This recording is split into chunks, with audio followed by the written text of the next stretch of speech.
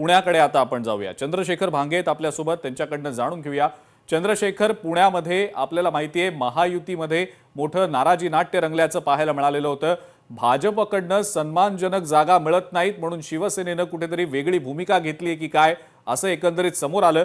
पण उदय सामंत आले आणि उदय सामंतांनी सांगितलं महायुती काही तुटलेली वगैरे नाही, महायुती एकसंधच आहे। पण जागा वाटपाचा तिढा काही सुटलेला नव्हता। अनेक इच्छुक होते की ज्यांना उमेदवारी मिळणं अपेक्षित होतं, पण त्यांना उमेदवारी काही कारणामुळे मिळू शकलेली नाही। अशांनी बंडखोरीचा तरी पर्याय स्वीकारला किंवा अपक्ष म्हणून तरी उमेदवारी अर्ज भरण्याचा पर्याय स्वीकारला। खूप नाराजी नाट्य, खूप मोठा ड्रामा पुण्यात देखील पाहायला मिळाला। चंद्रशेखर, काय सांगता येईल त्याबद्दल? खरं तर आपण पाहिलं एकीकडे जे आहेत मंत्री महोदय उदय सामंत हे जरी सांगितलं असले तरी या दुसऱ्या बाजूला 156 जणांनी जो आहे तो अर्ज भरलेला आहे। शिंदे गटाच्या शिवसेनेच्या 156 उमेदवारांना एबी फॉर्म देण्यात आलं।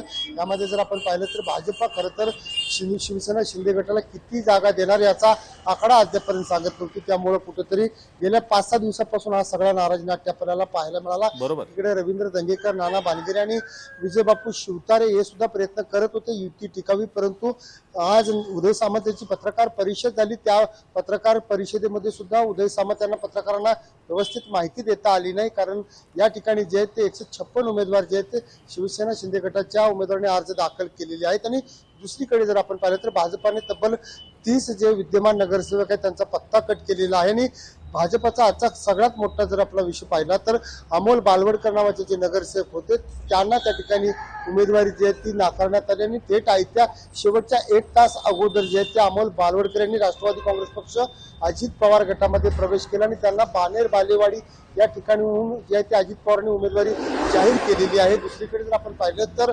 आरपीआयचे रिपब्लिकन पार्टी ऑफ इंडिया महायुतीतील घटक पक्ष आहे, त्या घटक पक्षाला किती जागा मिळाल्या याची माहिती अद्यापपर्यंत सुद्धा समोर आलेली नाही। कारण कालच पाहिलं तर आरपीआयच्या काही कार्यकर्त्यांनी महायुती म्हणजेच भाजपच्या पक्ष कार्यालयासमोर आंदोलन केलं होतं।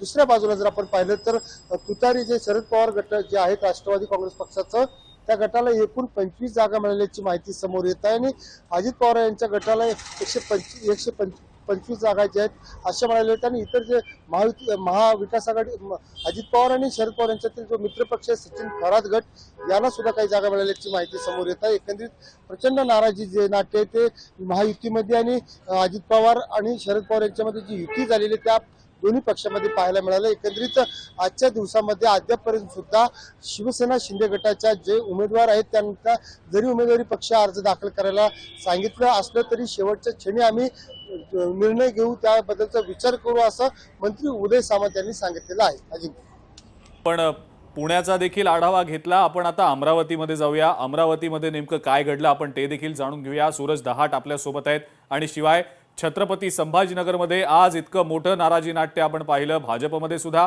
शिवसेनेमध्ये सुद्धा। त्याच अनुषंगानं आपले प्रतिनिधी सचिन बडे देखील आपल्या सोबत जोडले गेलेले आहेत, त्यांच्याकडनं सुद्धा आपण अपडेट जाणून घेऊया।